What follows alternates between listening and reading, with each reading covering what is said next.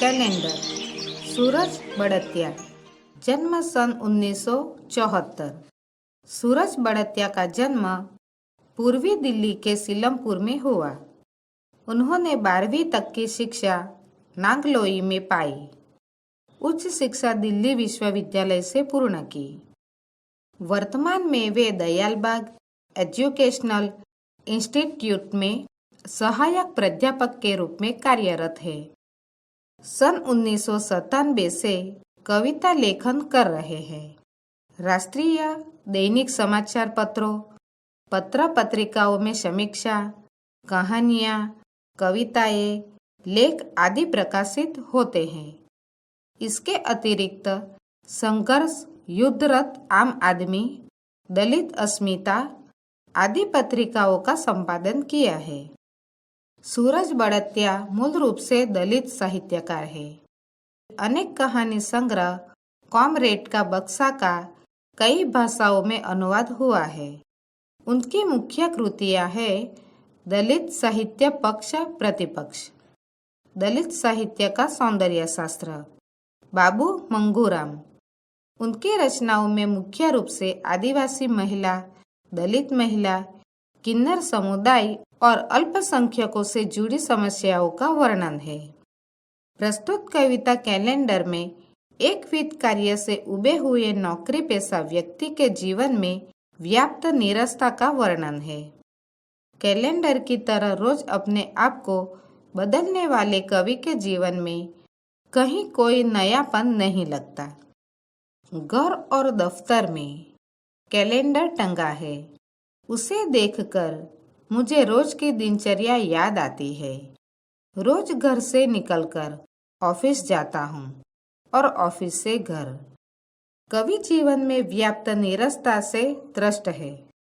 वे कहते हैं कि घर और दफ्तर दोनों जगह कैलेंडर टंगे हैं। उसे देखकर मुझे अपने दिन भर के कार्यों की याद आती है। मैं रोज घर से निकलकर ऑफिस जाता हूँ और ऑफिस से सीधे घर आ जाता हूँ। मेरा सिर्फ इतना ही काम रह गया है। दिन महीना बदलता जाता है और बदलता जाता है कैलेंडर का पन्ना। मैं भी कैलेंडर के पन्ने की तरह रोज बदलता हूँ। कवि कहते हैं कि जीवन यंत्रवत हो गया है।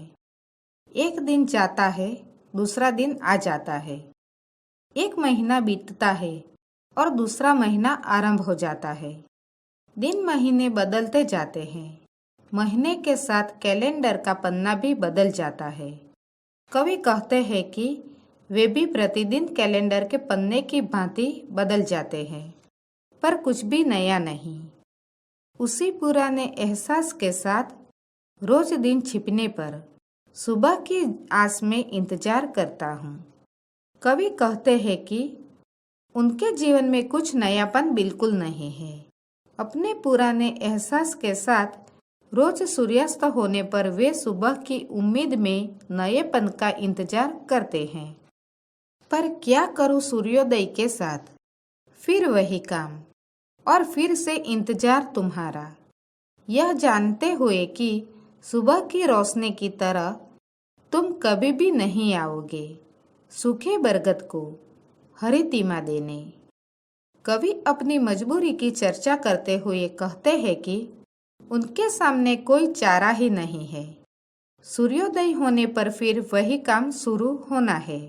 कवि कहते हैं कि उनके यंत्रवत जीवन में शुष्कता आ गई है।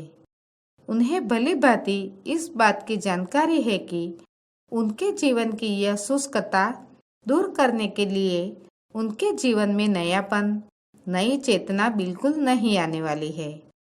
तब भी उन्हें इसका फिर से इंतजार है।